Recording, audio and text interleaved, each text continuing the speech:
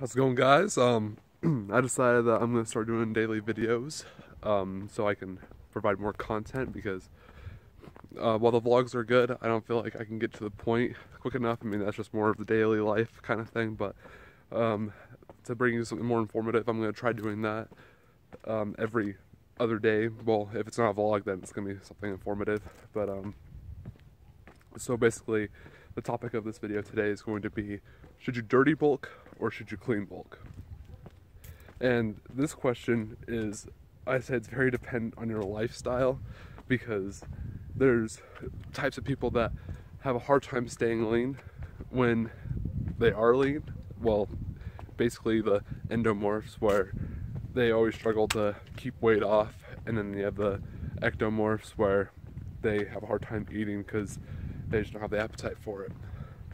But the problem with that is that even if you keep those things in mind, it's more of a what will bring you at ease more. Because I always say, go with the option that will probably make you happier.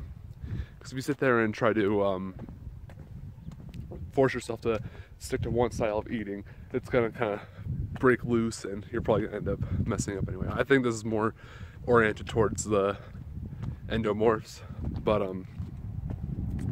the thing with ectomorphs is that they can eat whatever. I mean, they're gonna get full off of eating 2 donuts, so I mean, whatever, 2 donuts, maybe 600 calories at worst, and when they are TDEE is probably around at least 2,500. I think they're okay. But with the main issue with dirty bulk I hear a lot of people have is that if you get fat enough and you produce more fat cells in your body, you can't kill fat cells.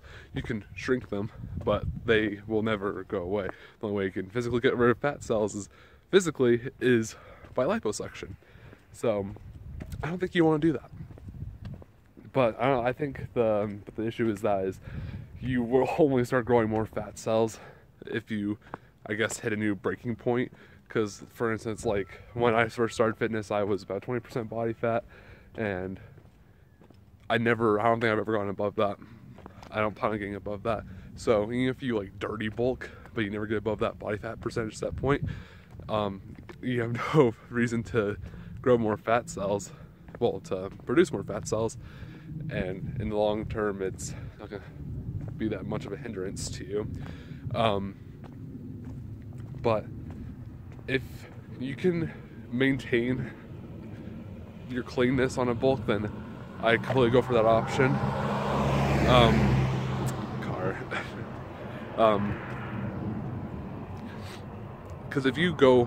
Because you can only build so much muscle in a day. You know, because my neighbors are like gonna beat me up if I walk past their house recording. But if you only go a few hundred calories above maintenance, then that's all you really need. The question is that it's really hard. I mean, it's not like a self-discipline thing at this point where you could force yourself to like only eat 300 above maintenance, but again, those are the type of people that never had a hard time like keeping weight off. But going on a lean bulk for someone like me, like, it's like one of the hardest things ever, because I've always kind of had a problem with trying to like keep my weight down. I mean, regardless, like even though I've gotten as low as like 8% body fat, I don't think it really matters. It doesn't really matter, because I still have the mentality. I still have the mentality of someone that's 20% body fat. And so the reason why I'm able to stay lean is because of dieting strategies that I've been using for the past year. So you could implement that, but again, if you can maintain that, try to be as clean as you possibly can. If you want dirty bulk, and if you want to kind of say, screw it, then my recommendation is don't ever get above 20% body fat. I'd probably say the max you want to probably be at, if you go that route, is around 18. I'd say 18 is good, because anything above 18, you're not gonna get any performance benefit. Because like there is a performance benefit if you go at a higher body fat percentage above, let's say like if you go up to 15% body fat in comparison to 8, there's a performance benefit to that. But anything above that, basically there's little to no performance, and that's the only reason why I could see why people would make an excuse to get to a higher body fat percentage. But so as I was saying before the camera decided to shut off on me for no reason, set yourself up for a weight range. So the chances are, if you're starting your bulk at 180 and you got up to 200 within the span of like a month, I can guarantee that most of that, about 80% of that, probably more than that, around 90% of that's probably gonna be fat. No lie. But I'd say, like, I like to keep a 20 increment. I like 20 pound increments because I feel that it's not too bad. If you wanna, so I'm getting looks all over the place, but whatever. This is the vlogging life, not the vlogging life, but I want to give out tips. If you, and it also depends on what the body fat percentage was when you started your bulk.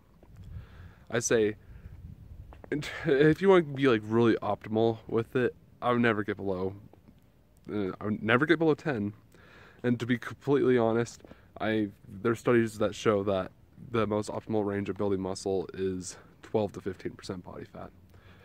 Well, even a little higher in that, because you just have more room to work with, and you're not hindering any testosterone levels because of a lower body fat percentage. But enjoy that little tip. Do what you want. Like, honestly, if you're in a state of bulking, but you're still like trying to be like, oh, fend off the sweets and fend off the things that you really want to eat, then when are you ever going to eat that? Like, when are you truly going to ever enjoy the food that you really like? That's the major problem. So enjoy that tip.